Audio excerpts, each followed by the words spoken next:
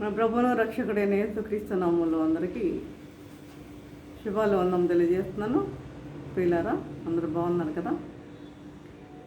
చూడండి, దినములకు ఏర్పాటు చేయమని లేఖన భాగం చూసినట్లయితే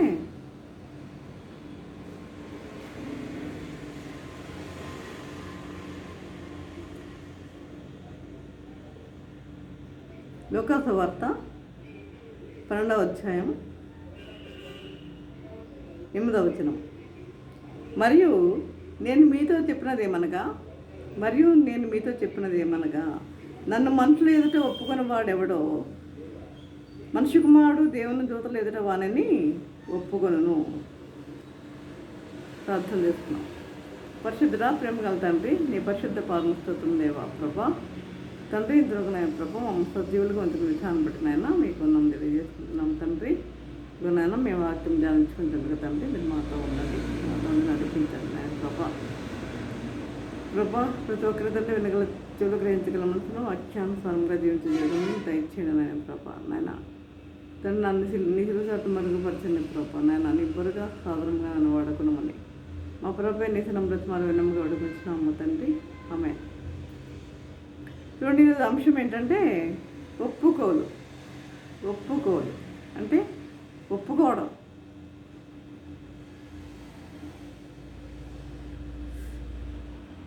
చూడండి, లూకా సువార్త 12వ అధ్యాయం 8వ వచనమే చదువుతున్నాను.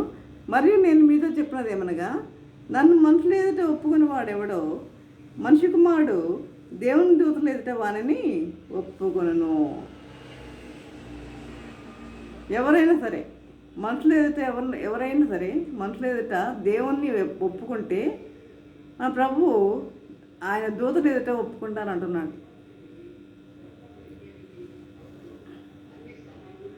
మనుషులు ఎదుట నన్ను ఎరుగునను వానిని నేను ఎరుగునని దేవుని దూతల ఎదుట చెప్పుతున్నాను. ఎరుగునను వారిని ఆయన దేవుని దూతల ఎదుట కూడా నాకు ఆ వ్యక్తి ఎవరో నాకు తెలియదని చెప్తాను అంటున్నాడు. మనుష్య కుమారుని మీద వ్యతిరేకంగా ఒక మాట పలుకువానికి పాప క్షమాపణ కలుగును కానీ పరిశుద్ధాత్మను దూషించువానికి క్షమాపణ లేదు. పరిశుద్ధాత్మను దూషించువానికి క్షమాపణ లేదు. మనిషి కుమారుని మీద వ్యతిరేకంగా ఒక మాట పలుకువానికి పాప క్షమాపణ కలుగును కానీ పరిశుద్ధాత్మకు వ్యతిరేకముగా పరిశుద్ధాత్మను దూషించువానికి క్షమాపణ లేదు. కాబట్టి మనం ఏం చేయాలి? ముందు మనం చేయవలసిన పని ఏంటంటే ప్రభువుని మనం ఒప్పుకోవాలి, ప్రభువుని మనం అంగీకరించాలి. మనం ప్రభువుని మన సొంత రక్షకునిగా మనం అంగీకరించాలి. ఈ 2 డేస్లోనే కాదు, ఇప్పటి నుంచే మనం మొదలు పెట్టాలి.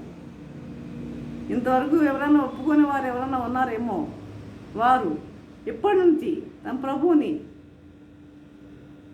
తమ సొంత రక్షకునిగా అంగీకరించే వారిగా ఉండాలి. ఎవరైతే ఒప్పుకోను ఆయన ఎవరో తెలియదు అనే విధముగా ఉంటారో, కొంతమంది నామకార్థపు క్రైస్తవులు ఉంటారు, అలాంటి వారికి కూడా నేను ఈ సందేశం ఉపయోగపడుతుంది. కాబట్టి ప్రభుని మనము ఒప్పుకునే వారిగా ఉండాలి. ఆయన ఒప్పుకుంటే ఆయన దూతలు ఎదుట ఒప్పుకుంటాను అంటున్నాడు. ఆయన ఒప్పుకోకపోతే ఆయన దూతలు ఎదుట నేను ఒప్పుకోను అంటున్నాడు. మనిషి కుమార్ని ఏ మాట అనినా ఒకవేళ వ్యతిరేకంగా ఒక పాట పలుకోవానికి క్షమాపణ ఉంది కానీ పరిశుద్ధాత్మను దూషించడానికి క్షమాపణ లేదు అంటున్నారు. కాబట్టి మనం చేయవలసిన పని ఏంటంటే మనం ప్రభుని అంగీకరించాలి. మనం అంగీకరించే వారిగా ఉండాలి. ఎప్పుడు అంగీకరిస్తాం మనము? మన ప్రభుని మన పాపాలన్నీ ఒప్పుకున్నప్పుడు మాత్రమే, మన పాపములన్నీ మనం ఒప్పుకుని అప్పుడు మాత్రమే మన ప్రభుని అంగీకరించగలము. మన హృదయంలో పాపములన్నీ పెట్టుకొని ఆ పరిశుద్ధిని మనం అంగీకరించలేము ఈ పాపములు చేస్తూ. కాబట్టి ఈ పాపములన్నీ మనం తొలగించుకోవాలి. అప్పుడు మాత్రమే మన ప్రభుని మా సొంత రక్షకునిగా మనము అంగీకరించగలం. అదే విధంగా చూడండి, రెండో విషయం చూసినట్లయితే యోహాను సువార్త 9వ అధ్యాయము 22వ వచనము. యోహాను సువార్త 9వ అధ్యాయము 22వ వచనము. క్రీస్తును ఒప్పుకున్న వారికి యూదులు వేసిన శిక్ష ఏమిటి? క్రీస్తును ఒప్పుకున్న వారికి యూదులు వేసిన శిక్ష ఏమిటి? 9వ అధ్యాయం 22వ వచనము యోహాను సువార్త.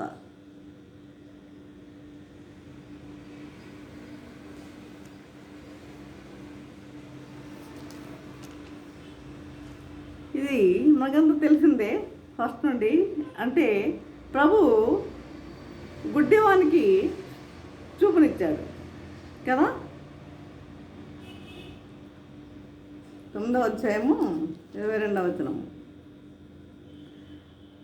గుడ్డివానికి చూపునిచ్చాడు. అయితే వీడు భిక్షమెత్తుకునేవాడు కాడా. వాడికి చూపు వచ్చినప్పుడు ఏమంటున్నారంటే, వీడు భిక్షమెత్తుకునేవాడు కాడా, వీడు గుడ్డివాడు కాడా, వీడి కళ్ళు ఎలా తెరబడ్డాయి అని చూసిన వారందరూ కూడా అంటున్నారు. కాబట్టి నేను ఎంత చదవటం లేదు కనుక. అంటే వాని కన్నులు తెరిచిన దినము ఏంటంటే ఏ దినము అంటే విశ్రాంతి దినము. ప్రభు ఏమన్నాడంటే, నిన్న విశ్రాంతి దినానికే ప్రభువుని అన్నాడు. విశ్రాంతి దినానికే ప్రభువుని అన్నాడు. కాబట్టి ఆయన చేసిన అద్భుతాలన్నీ కూడా ఎక్కువగా విశ్రాంతి దినాన్ని రోజునే చేశాడు. అది చాలామందికి ఆ పరిసయ్యులు, శాస్త్రులు, సద్దుకయ్యులు ఇట్లాంటి వారికి కోపం కలిగించేది. విశ్రాంతి దినమున ఇలాంటి స్వస్థతలు చేయవద్దు, మిగిలిన రోజున రండి అన్నట్లుగా మాట్లాడేవారు వారిని. కానీ ప్రభు మాత్రము విశ్రాంతి దినము రోజునే ఏం చేశాడు? గుడ్డివాని యొక్క కన్నులు తెరిచాడు. గుడ్డివాని యొక్క కన్నులు తెరిచాడు. వాడు ఎలాగ చూపు పొందిన దాని గురించి పరిచయాలు కూడా వాడిని మరలా అడుగుగా అనేక సార్లు అడుగుతున్నారు. అతన్ని ఆ చూపు వచ్చిన వారిని అనేక మార్లు అడుగుతున్నారు. ఎలా వచ్చినాయి నీ కన్నులు, నీ కన్నులు ఎలా వచ్చినాయి అని అనేక మార్లు వారు అడుగుతుండగా, నా కన్నుల మీద ఆయన బురద ఉంచగా నేను కడుక్కొని చూపు పొందుతుందని వారితో చెప్పాను. కాగా పరిసయ్యులు కొందరు, ఈ మనుషుడు విశ్రాంతి దినము ఆచరించడం లేదు కనుక, ఈ మనుషుడు విశ్రాంతి దినము ఆచరించడం లేదు గనక దేవుని యొద్ద నుండి వచ్చినవాడు కాడు అనేది. విశ్రాంతి దినము ఆచరించటం లేదంట, అందుకని ఈ మనుషుడు దేవుని వద్ద నుండి వచ్చినవాడు కాడు అనేది. అయితే వాడిని మరలా అడుగుగా, వాడు నా కన్నుల మీద ఆయన బురదవంతగా నేను కడుక్కొని చూపు పొందిదని వారితో చెప్పాను. కాగా పరిసయ్యుల్లో కొందరు, ఈ మనుషుడు విశ్రాంతి దినము ఆచరించట్లేదు కనుక దేవుని యొద్దను వచ్చినవాడు కాదన్నది. మరికొందరు, పాపి అయిన మనుషుడు ఇలాంటి సూచక క్రియలు ఎలాగో చేయడన్నది. ఇట్లు వారిలో భేదం పుట్టాను. కాబట్టి మరలా గుడ్డివానితో అతడు, నీ కన్నులు తెరిచినందుకు నీ అతని గురించి ఏమనుకుంటున్నావని అడుగుగా, నీ కన్నులు తెరిచాడు కదా, అతని గురించి నువ్వేమనుకుంటున్నావు అని గుడ్డివాడిని అడుగుతున్నాడు. చూపు పొందిన గుడ్డివాడిని. చూపు పొందాడు కదా, ఇంతకుముందు గుడ్డివాడు, ఇప్పుడు చూపు పొందాడు. అతను అడుగుతున్నాడు, నువ్వేమనుకుంటున్నావు అతని గురించి అని. అంటే ప్రభుని గురించి నువ్వేమనుకుంటున్నావు అని అడుగుతున్నారు. అయితే ఆయన ఒక ప్రవక్త అన్నాడు. గుడ్డివాడు ఏమన్నా, చూపు పొందిన అతను ఏమన్నాడు? ఒక ప్రవక్త అన్నాడు.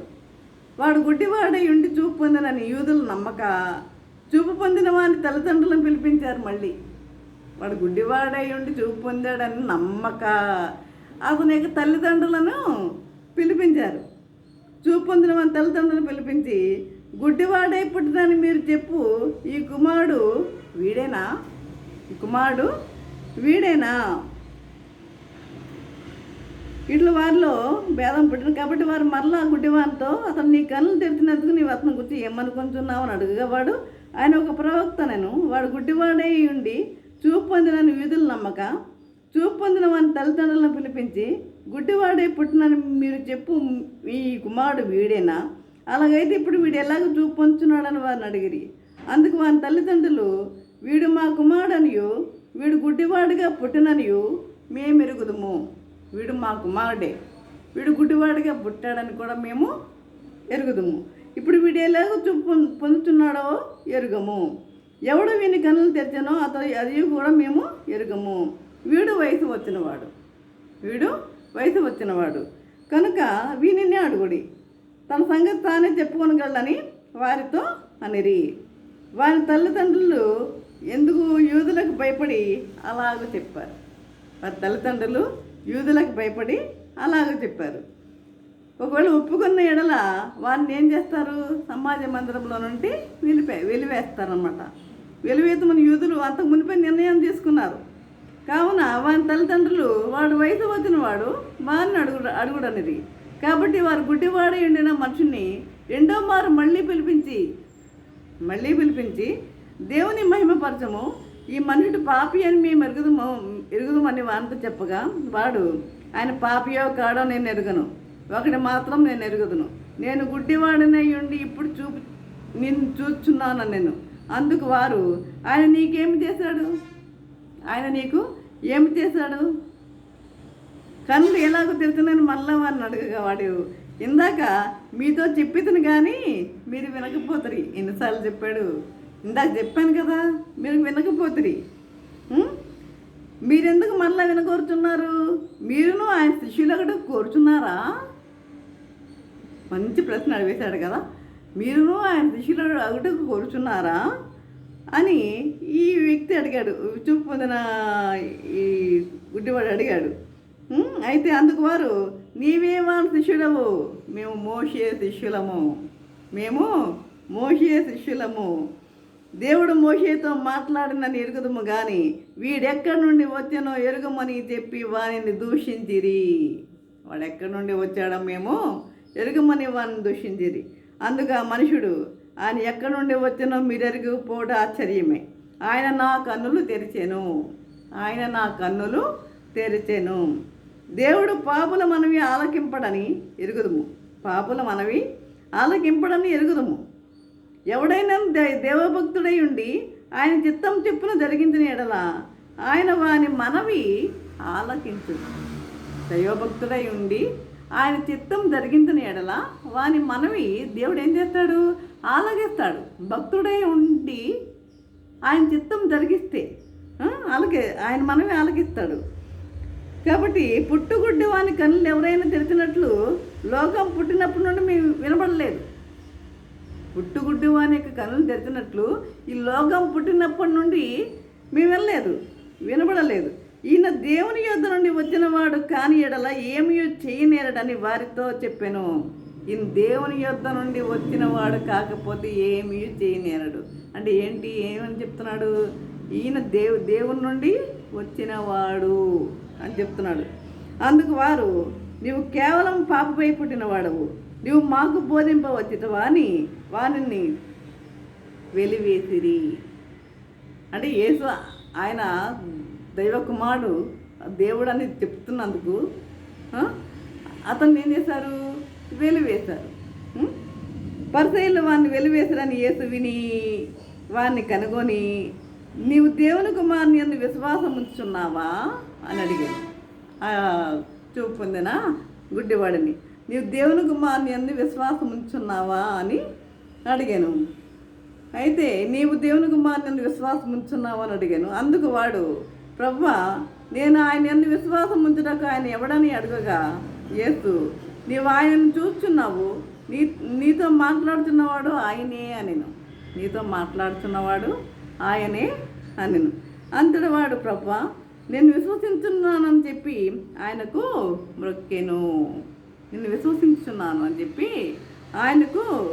మ్రొక్కెను. అప్పుడు యేసు, చూడని వారు చూడవలెను, చూచువారు గుడ్డివారు కావలెను అను తీర్పు నిమిత్తము నేను ఈ లోకమునకు వచ్చేసినని చెప్పాను. ఆయన యొద్దనున్న పరిసయ్యుల్లో కొందరు ఈ మాట విని, మేము గుడ్డివారమా అని అడిగిరి. అందుకు యేసు, మీరు గుడ్డివారైతే మీకు పాపం లేకపోవును, కానీ చూస్తున్నామని మీరు ఇప్పుడు చెప్పుకొంటున్నారు కనుక మీ పాపం నిలిచి ఉన్నదని చెప్పాను. కాబట్టి పిల్లరా, ఇక్కడ మనం అంతా విన్నాం కదా. కాబట్టి ఈ యొక్క యేసును అంగీకరించడం వల్ల ఈ యొక్క చూపు పొందిన గుడ్డివాడిని ఏం చేశారు? వారు వెలివేశారు. అంటే మొదటి నుండి కూడా వీరు ఈ పరిసయ్యులు కానీ ఈ యొక్క సద్దూకాయలు కానీ శాస్త్రులు కానీ యూదులు వీళ్ళు దేవుని విశ్వసించలేదు.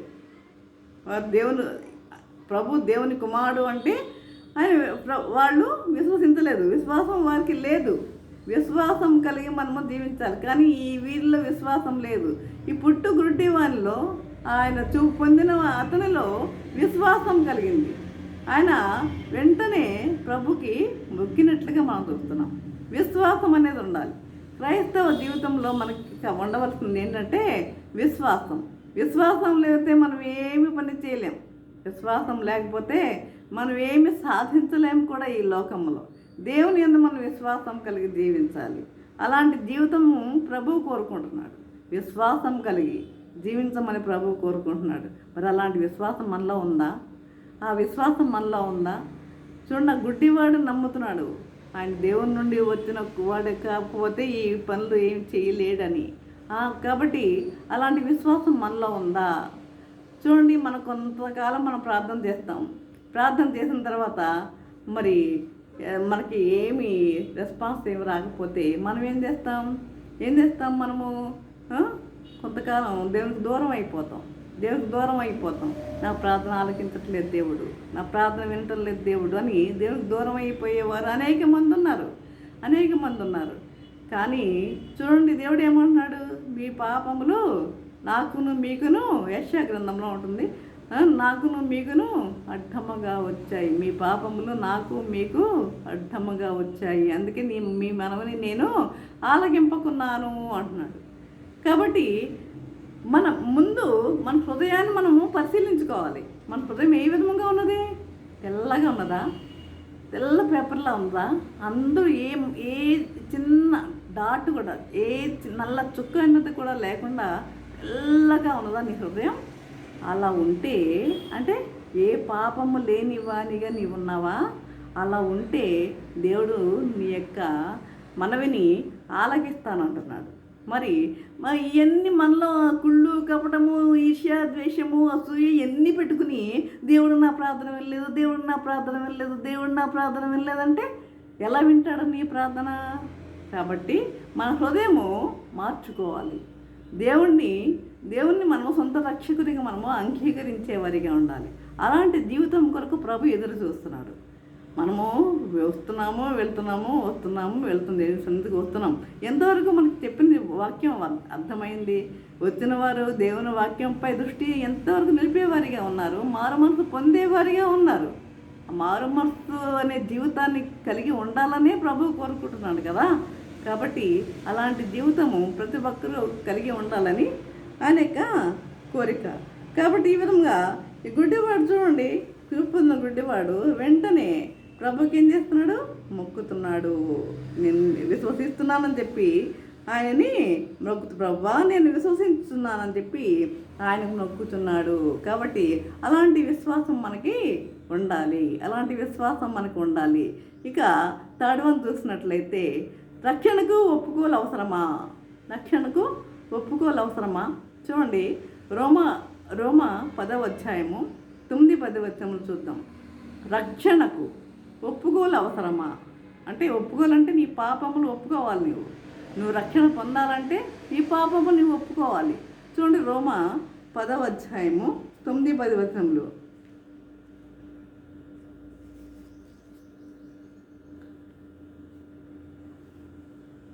9-10 వచనములు.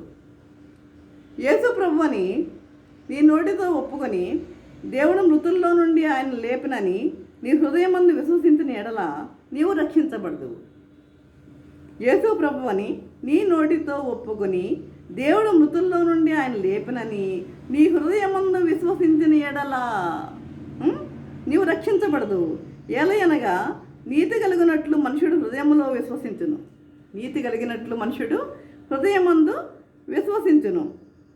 రక్షణ కలిగినట్లు నోటితో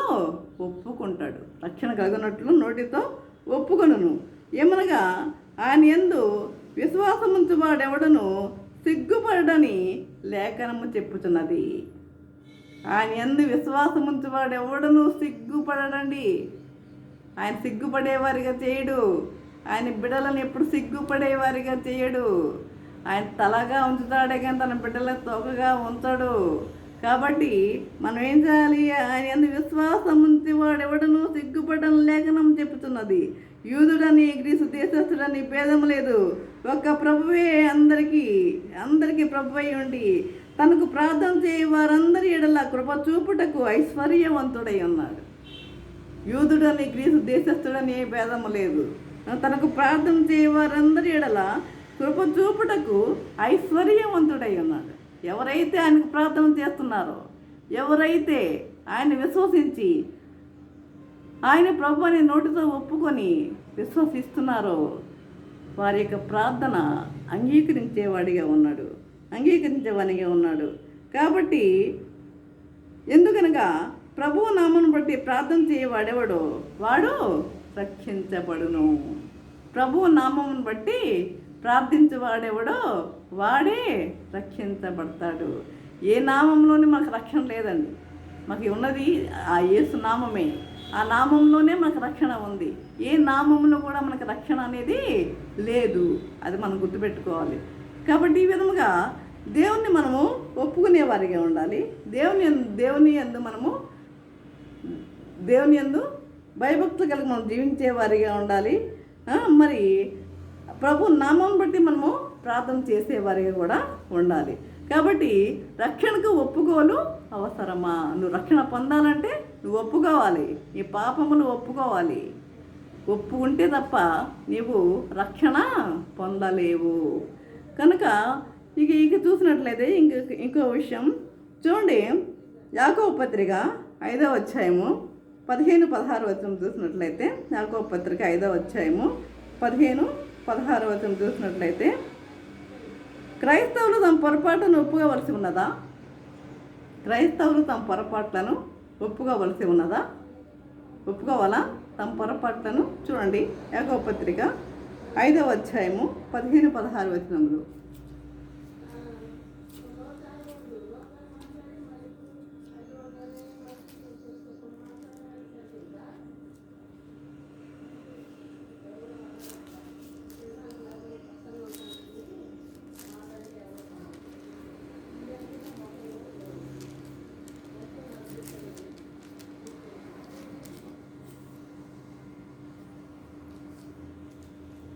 ఐదవ అధ్యాయము 15-16 వచనములు. విశ్వాస సహితమైన ప్రార్థన ఆ రోగిని స్వస్థపరచును. కాస్త కిందకు వద్దాము. 13వ వచనం చూద్దాం. మీలో ఎవరికైనా శ్రమ సంభవించినా అతడు ప్రార్థన చేయవలెను. మీలో ఎవరికైనా శ్రమ సంభవించిందా? వస్తాయి, శ్రమలు అనేవి వస్తాయి. ఆ శ్రమలు వచ్చినప్పుడు మనం చేయవలసింది ఏంటి? ప్రార్థన చేయాలి. ప్రార్థన చేసేవారిగా ఉండాలి. ఎవరికైనా సంతోషం కలిగినా అతడు ఏం చేయాలి? కీర్తనలు పాడాలి. సంతోషం కలిగితే కీర్తనలు పాడాలి. మీలో ఎవడైనా రోగి ఉన్నాడా? అతడు సంఘ పెద్దలను పిలిపింపవలెను. వారు ప్రభు నామమున అతనికి నూనె రాసి అతని కొరకు ప్రార్థన చేయవలెను. విశ్వాస సహితమైన ప్రార్థన ఏం చేస్తున్నట? రోగిని స్వస్థపరుస్తుంది. ప్రభు అతన్ని లేపును. అతడు పాపములు చేసిన వాడైతే పాపక్షమాపణ పొందును. అతడు కనుక పాపం చేసిన వాడైతే పాపక్షమాపణ పొందును. మీ పాపములను ఒకరితో ఒకడు ఒప్పుకొనుడి. మన పాపములు ఒకరితో ఒకడు ఒప్పుకొనుడి. అదేవిధంగా మీరు స్వస్థత పొందినట్లు ఒకరికొకరు ప్రార్థన చేయండి. చేస్తున్నారా? ఒకరికొకరు ప్రార్థన చేసేవారిగా ఉన్నారా? చేస్తున్నారా? ఆ విధంగా ప్రార్థన చేసేవారిగా ఉండాలి. మనం ప్రార్థించేవారిగా ఉండాలి. ఒకరు ప్రార్థన చేసేవారిగా ఉండాలి. నీతిమంతుని విజ్ఞాపన మనఃపూర్వకమైనదై బహుబలము గలదై ఉండును. నీతిమంతుని ప్రార్థన ఎలా ఉంటుందంట? మనఃపూర్వకమైనదై బహుబలము గలదై ఉంటుందంట నీతిమంతుని యొక్క ప్రార్థన. కాబట్టి మనం ఏం చేయాలి? మనము మన యొక్క పొరపాట్ల నుండి మనం ఒప్పుకోవాల్సిన వారమై ఉన్నాము. ఇంకా చూసినట్టయితే యోహాను రాసిన మొదటి పత్రిక 1వ అధ్యాయము 9వ వచనము. యోహాను రాసిన మొదటి పత్రిక 1వ అధ్యాయము 9వ వచనము.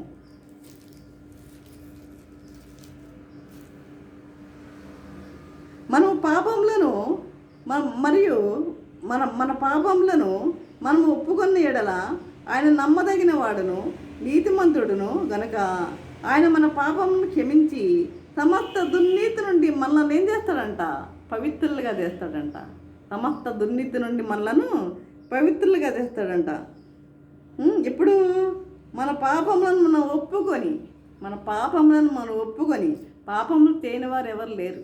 ప్రతి ఒక్కరు పాపం చేసిన వారే, ఏ భేదము లేదు. అందరూ పాపం చేసి దేవుడు అనుగ్రహించే మహిమను పొందలేకపోతున్నారు కదా. కాబట్టి మన పాపములు మనం ఒప్పుకున్న ఎడల ఆయన నమ్మదగిన వాడును నీతిమంతుడును గనుక ఆయన మన పాపమును క్షమించి సమస్త దుర్నీతి నుండి మనల్ని ఏం చేస్తాడంట? పవిత్రులుగా తెస్తాడంట. మన పాపములను క్షమించి, ఎప్పుడు నీవు పాపమును ఒప్పుకుంటే ఏం చేస్తాడు? సమస్త దుర్నీతి నుండి మనలను పవిత్రులుగా చేయును. ఆయన నమ్మదగిన వాడును నీతిమంతుడును కనుక ఆయన మన పాపమును క్షమించి సమస్త దుర్నీతి నుండి మనల్ని పవిత్రులుగా చేయును. మనం పాపం చేయలేదని చెప్పుకున్న ఎడల ఆయన అబద్ధికునిగా చేయవారు మగుదుము మరియు ఆయన వాక్యం మనలో ఉండదు. మనం పాపం చేయలేదని చెప్పుకున్న ఎడల మనం ఏమవుతామట? దేవుణ్ణి అబద్ధికునిగా చేయవారు మగుదుము. దేవుణ్ణి మనము అబద్ధికునిగా చేయవారు మగుదుము మరియు ఆయన వాక్యం మనలో నిలవదు. కాబట్టి ఈ విధముగా మనము ఏం చేయాలి? 5 విషయాలు మనం నేర్చుకున్నాం కనుక మనము మన పాపములు దేవుని సన్నిధిలో మనము ఒప్పుకునేవారిగా ఉండాలి. మన పాపములు దేవుని సన్నిధిలో ఒప్పుకునేవారిగా ఉండాలి. ఒప్పుకుంటేనే మనకు రక్షణ. చూడండి, ఫస్ట్ వన్ ఏం చెప్పాను నేను? తాను ఎవరినని ఒప్పుకుందునని యేసు చెప్పాడు. ఫస్ట్ వన్ ఆయన ఎవరిని ఒప్పుకుంటానని యేసు చెప్పాడు ఆయన. 2, క్రీస్తును ఒప్పుకున్న వారికి యూదులు వేసిన శిక్ష ఏమిటి? అది చూసాం. తర్వాత రక్షణకు ఒప్పుకోలు అవసరమా? అవును. తర్వాత 4వ చూసినట్లయితే క్రైస్తవులు తమ పొరపాట్ల నుండి ఒప్పుకోవలసి ఉన్నదా? తప్పనిసరిగా మన పొరపాట్లను మనము ఒప్పుకోవలసి ఉన్నది. క్రీస్తు మన పొరపాట్లను క్షమిస్తాడా? తప్పనిసరిగా క్షమిస్తాడు. నీవు ఒప్పుకున్నట్లయితే, నీ పాపములు నీవు ఒప్పుకున్నట్లయితే క్రీస్తు మన పాపములను తప్పనిసరిగా క్షమించేవనిగా ఉన్నాడు ప్రియులారా. కాబట్టి ఈ అంశం ఏంటి ఈరోజు? ఒప్పుకోండి, నా పాపములను ఒప్పుకోండి. ఎవరి అంతరంగం వారికి తెలుసు. కాబట్టి మీ పాపం మీరు ఒప్పుకునే వారిగా ఉండండి. ప్రభుని సొంత రక్షకునిగా అంగీకరించేవారిగా ఉండండి. కాబట్టి మారుమనసు పొందేవారిగా ఉండండి. ఈ విధంగా జీవించినట్లయితే దేవుడు మనలను తన బిడ్డలుగా చేసుకుంటానని వాగ్దానం చేస్తున్నాడు. తన బిడ్డలో మనం అవుతాం, తన బిడ్డలుగా మనం జీవించగలుగుతాం. ఆ నిత్య రాజ్యానికి మనం అర్హులం అవుతాం. ఎప్పుడైతే నీ పాపములు ఒప్పుకొని దేవుని బిడ్డగా నీవు జీవించినట్లయితే దేవుడు మన పాపములు క్షమిస్తాడు. కాబట్టి పిల్లారా, ఈ విధంగా జీవించాలని ఆయన కోరుకుంటున్నాడు.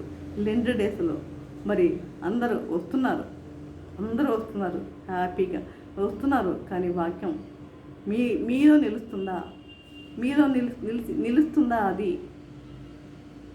కాబట్టి ఆ వాక్యానుసారంగా మీరు జీవించేవారిగా ఉన్నారా? ఎవరికి వారు ఆత్మ పరిశీలన చేసుకోండి. కాబట్టి ఈ విధంగా జీవించటకు పరిశుద్ధాత్మ దేవుడు సహాయం చేసి నడిపించను గాక. ఆమేన్. ప్రార్థన చేసుకున్నాం. పరిశుద్ధుల ప్రేమ గల తండ్రి, మీ పరిశుద్ధ పాదం స్తోత్రం దేవా. ప్రభా తండ్రి, ఇంతవరకు నేను ప్రభా ఈ వాక్యం ద్వారా తండ్రి మాతో మాట్లాడిన విధానం బట్టి నాయన మీకు వందనం తెలియజేసుకుంటున్నాం తండ్రి. ప్రభా ఇదిగో నాయన ఒప్పుకోవాలన్న అంశం మీద మేము ధ్యానించుకుని ఉన్నాం నాయన. ప్రభా నాయన తండ్రి, మీరు ఎవరిని ఒప్పుకుంటారో అన్న విషయం మేము తెలియజేస్తాం నాయన. ప్రభా తండ్రి నాయన, మరి ప్రతి ఒక్కరూ నాయన ప్రభా మరి తమ పాపములను ఒప్పుకొని ప్రభా మిమ్మల్ని సొంత రక్షణను అంగీకరించే వారికి ఉండగా కృప దయచేయండి నాయన ప్రభా. ప్రతి ఒక్కరిలో మారు మనసు అనేది కలుగుట కృప అనుగ్రహించండి నాయన ప్రభా. మరి ఈ విధంగా ప్రతి ఒక్కరూ జీవించాలని మరి మీరు కోరుకుంటున్నారు.